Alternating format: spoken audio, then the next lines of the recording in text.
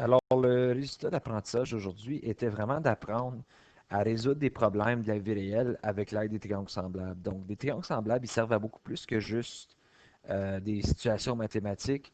On peut regarder comme ici, on a un totem qui est à Alert Bay en Colombie-Britannique. Évidemment, il ne serait pas possible d'amener un ruban à mesurer et dire combien est-ce que ça mesure. Donc, ce qu'on fait, c'est qu'on utilise des triangles semblables pour trouver les hauteurs de des objets qu'on pourrait autrement pas juste mesurer avec un tape à mesurer ou quelque chose comme ça. Donc, si on peut regarder quelques exemples, mettons qu'on dit que on a un poteau qui est de 3 mètres de haut qui projette une ombre de 4 mètres.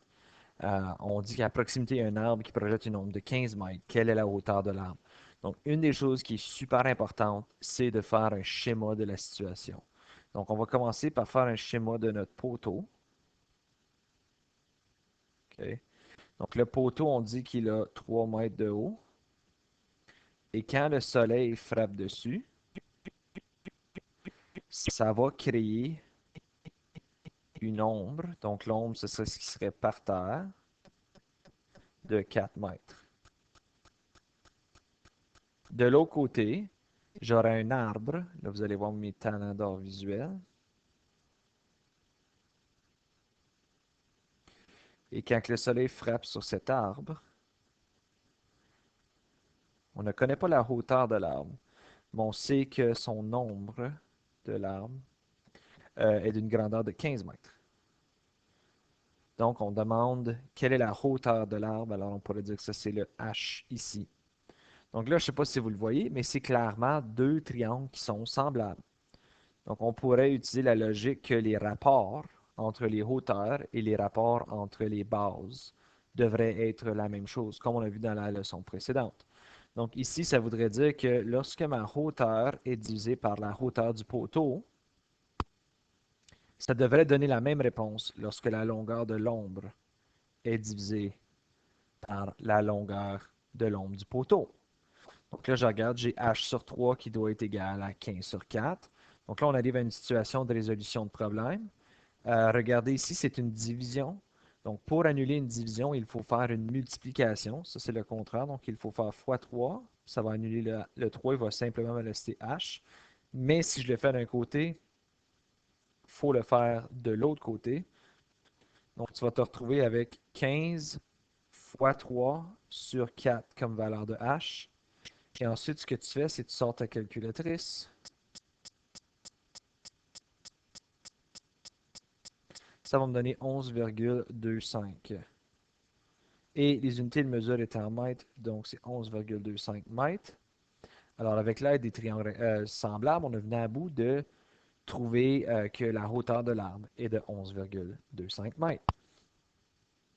Une autre situation, si on veut trouver, mettons, la longueur d'un étang, donc il y a des mesures qui ont été trouvées, qui serait possible de trouver ces mesures ici, mais évidemment, je ne peux pas me promener avec un tape à mesurer sur l'eau. Donc, si je veux savoir la longueur de l'étang, je crée deux triangles semblables et je me dis, je cherche la longueur de l'étang, donc ce serait de là jusqu'à là. Donc, on va appeler ça le segment NP, mais vous pouvez appeler ça ce que vous voulez, vous pouvez appeler ça votre inconnu, quoi que ce soit. Donc, si je cherche ceci, c'est deux triangles semblables. Donc, le rapport entre les deux côtés ici devrait être égal au rapport entre les deux côtés ici, comme on a vu en salle de classe hier. Donc, ça veut dire que la longueur du segment NP sur 12 mètres, parce que ça, c'est le côté semblable, devrait être égal à, ici, on va dire 5, parce que ça, c'est la grandeur de ce côté ici, de ce triangle-là, sur 3. Alors là, encore une fois, c'est une résolution de problème. Moi, je cherche ceci, donc c'est une division. Alors, je peux faire x12 des deux côtés. Donc, j'ai que NP est égal à 5 fois 12 divisé par 3. Alors, tu prends ta calculatrice, tu fais 5 fois 12 divisé par 3, ce qui va donc me donner 20 mètres comme longueur pour l'étang dans cette situation-là. Et en dernier, le dernier exemple, qui est un petit peu plus difficile parce qu'il y a quand même beaucoup de texte. Et je dirais, quand vous avez des choses comme ça, prenez le temps de vraiment lire, puis dites-vous, OK, on deal avec de la trigonométrie, donc il y a des vraiment bonnes chances qu'il va falloir que, comme genre, j'utilise un schéma de quelque sorte pour m'aider.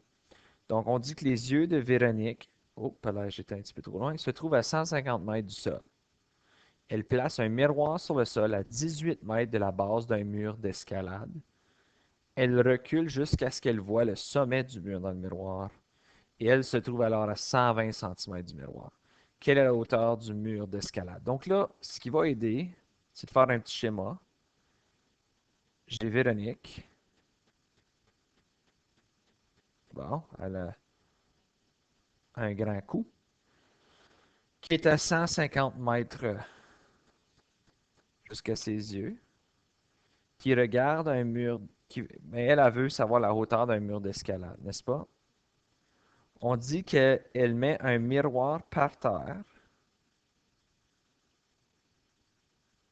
puis lorsqu'elle recule à 120 mètres, pardon, 120 centimètres du miroir, OK, elle voit le sommet du mur. Donc, elle, ses yeux regardent dans le miroir, elle voit, là, vous allez pardonner mes talents dans le visuel, le sommet de l'autre. Puis le miroir, il est à 18 mètres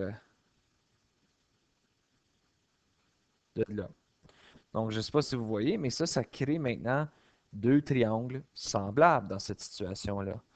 Donc, une des choses par contre, comme évidemment, on cherche la hauteur ici, mais un des défis qu'il va falloir garder compte dans cette situation-là, ça va être le fait que j'ai deux différentes unités de mesure, des mètres et des centimètres. Donc, une des choses, il ne faut pas oublier que 1 mètre, c'est égal à 100 centimètres. Donc, si je veux être capable de travailler avec ce problème-ci, il va falloir que le 18 mètres soit converti en centimètres. Alors, si 1 mètre est 100 centimètres, 18 mètres, on a juste à faire 18 fois 100, ce qui va me donner 1800 centimètres. Donc, 1800 centimètres du bord du miroir. Alors là, je regarde, OK, ceci, ça vient de créer deux triangles semblables. À cause des deux triangles, ils ont les mêmes angles, tout est pareil. Alors, moi, je cherche la hauteur. Bien, ce triangle-là, il y a le côté semblable ici. Donc, le rapport entre ma hauteur sur la grandeur de Véronique devrait être la même chose que le rapport entre ce côté-ci et ce côté-là, right, qui serait 1800 sur 120. Donc, si je veux appliquer ceci, je n'ai maintenant qu'à isoler mon H. Alors, je vais me débarrasser de mon 150, c'est une division, alors je fais fois 150. Il va juste me rester H, mais il faut que je le fasse de l'autre côté.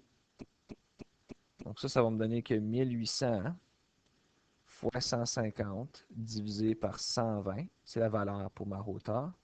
Donc là, on peut aller calculer ça.